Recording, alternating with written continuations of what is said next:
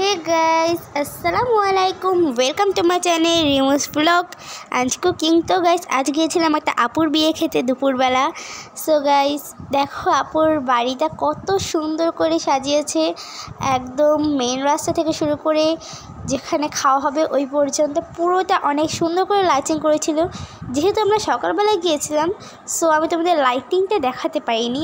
আর পাশেই ছিল একটা ছোট্ট পুকুরটার যে ঘাট সেখানেও কিন্তু অনেক সুন্দর করে লাইটিং করেছিল।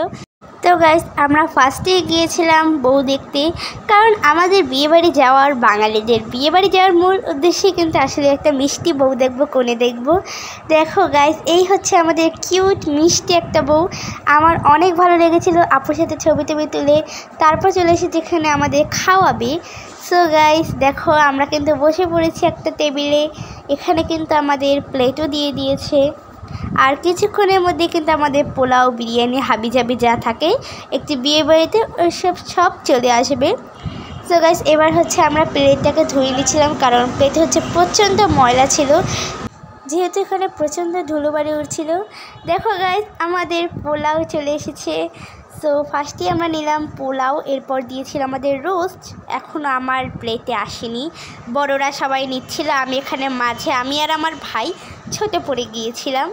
সো এই যে দেখো আমার ভাইয়ের হাত আসলে গাইস সামনে দিচ্ছিল যে আমায় দাও।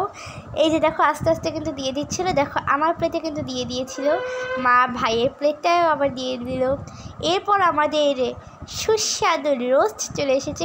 কাদের রোস্ট ভালো লাগে, কাদের বিয়ে বাড়ি যেতে ভালো লাগে, সবগুলো আমাকে কমেন্ট করে জানাবে, সবগুলো প্রশ্নের উত্তর দিবে।